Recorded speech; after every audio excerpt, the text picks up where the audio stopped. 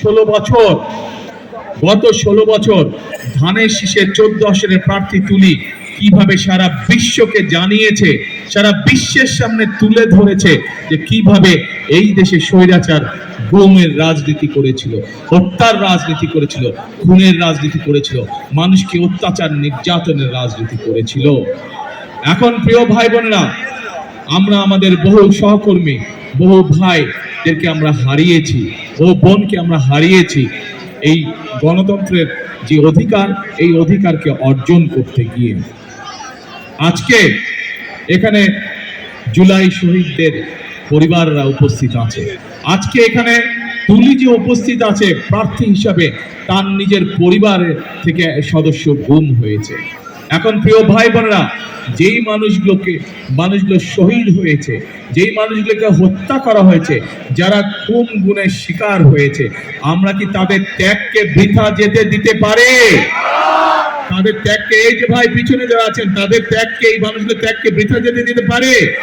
পারি না আমরা বৃথা যেতে দিতে। যদি বৃথা যেতে দেওয়া না যেতে দিতে হয়, তাহলে কি কাজ করতে হবে? এক নম্বর কাজ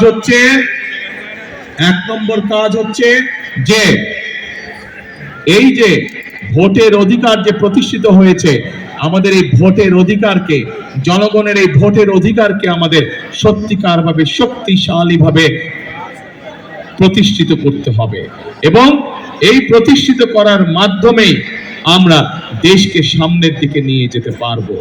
গণতন্ত্র এই গত 16 বছর যাবত এই দেশে কোনো জবাবদিহিতে ছিল না, এবং যেহেতু জনগণের কাছে কোনো জবাবদিহিমূলক শাসন ছিল না, জনগণের কাছে জবাবদিহি করার মতন যারা শাসন ক্ষমতায় ছিল, তারা জোর জবরদস্তি করে জনগণের অধিকারকে চাপিয়ে রেখেছিল। প্রিয় ভাই বোনেরা, আজকে এই 12 তারিখের নির্বাচন শুধু যে আমরা গণতন্ত্রের ভিত্তিকে মজবুত করব তা নয়, গণতন্ত্র ভিত্তিকে মজবুত করার পাশাপাশি 12 তারিখের নির্বাচন হচ্ছে আমাদের আগামী দিনের দেশ গঠনের নির্বাচন। 12 তারিখের নির্বাচন হচ্ছে আমাদের জনগণের ভাগ্যের পরিবর্তনের নির্বাচন। কাজে